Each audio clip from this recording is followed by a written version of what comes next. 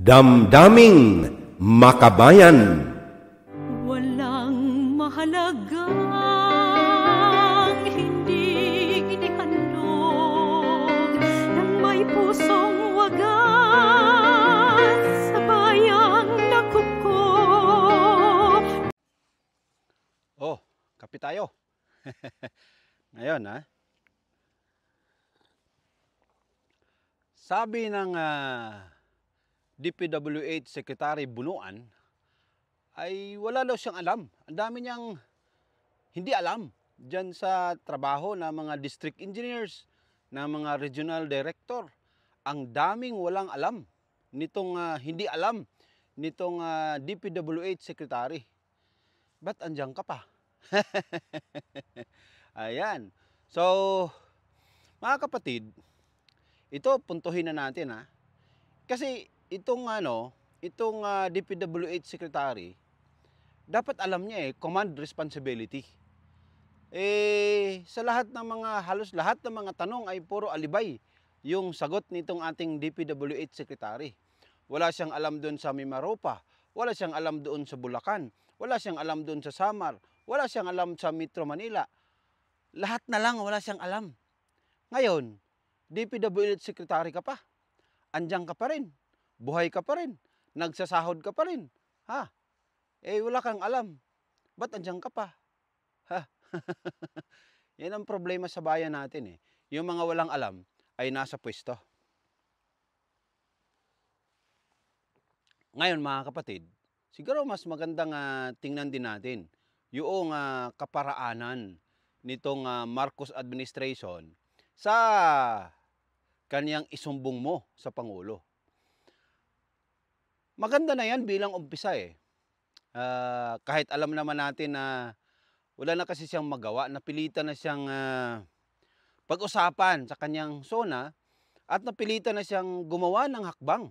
Kasi pagka hindi niya mabigyan ng kahit hindi naman lutas, kahit hakbang lang, kahit may gagawin lang siya, dyan sa problema natin sa flooding sa Maynila, sa Davao at sa iba pang lugar sa Pilipinas, ay talagang wala na siya bababa siya sa kasaysayan na parang palpak na Pangulo. Totoo naman Pero ngayon, parang sinisave niya. Parang sinisave niya ang sarili niya dyan sa kanyang isumbong mo sa Pangulo. Pero kung ang DPWH Secretary mo mismo, Pangulong Bongbong Sir, ay walang alam, bakit nananatili pa siya na magiging Secretary ng DPWH? Kaya siguro, ito namang si Secretary Bunuan, baka naman Secretary Sir, baka naman pwedeng ikaw na mismo, ikaw na mismo ang kusang mag-resign sa kapalpakan ng departamento mo. Kasi hindi mo pwedeng ibaling lang sa mga district engineers, ibaling na lang lahat sa mga contractors, ibaling na lang lahat sa mga congressman at mga senador na nakipagsabwatan sa inyo. Bigyan mo ng honor yung sarili mo. Mag-resign ka na.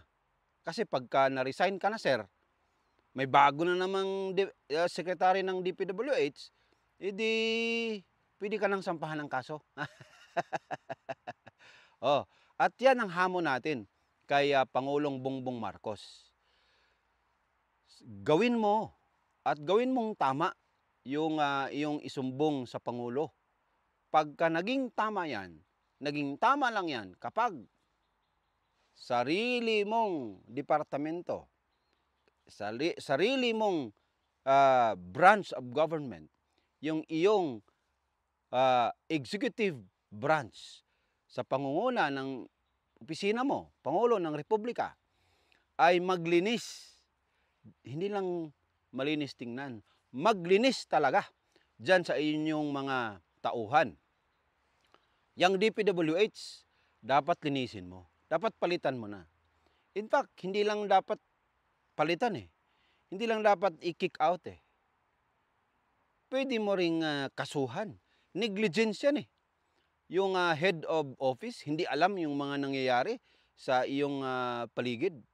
At remember, Pangulong Bongbong Sir, ikaw ang head of heads. Ha? Ikaw ang pinuno. Ikaw ang pinakapangulo ng iyong executive branch ng gobyerno. Kaya hindi lang ito kapalpakan ng kontraktor eh.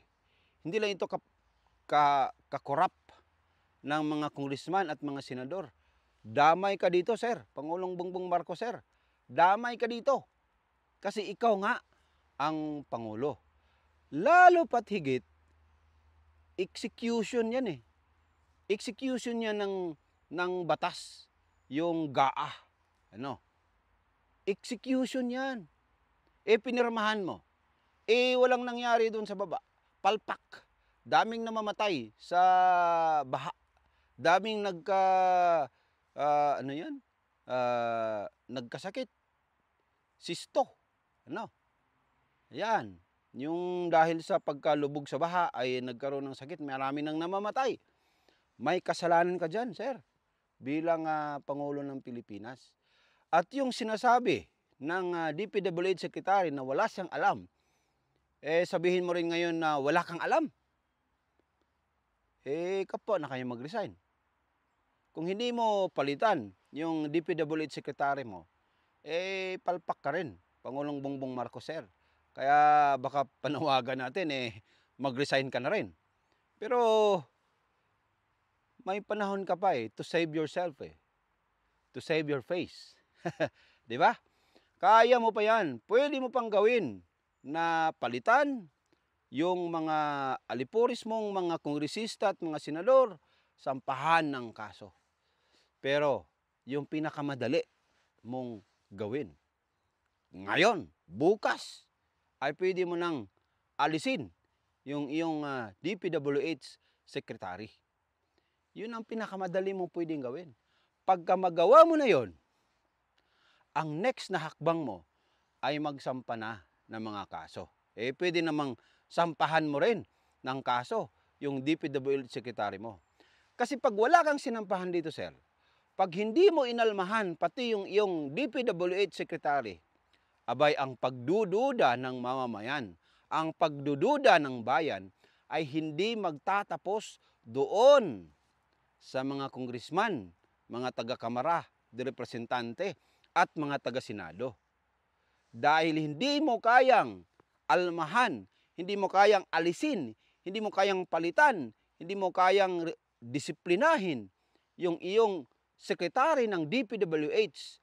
Ang ibig pong sabihin yan, sir, ikaw ay sangkot din sa krimen ng flood control projects. Huwag nang magmaang-maangan. Hindi mo na masave ang iyong face pagka wala kang nagawa dito sa iyong DPWH secretary. Yan lang muna ang ating banatan ng bayan, damdamin ng bayan. Magandang araw sa inyong lahat. Hanggang sa Damdaming Makabayan.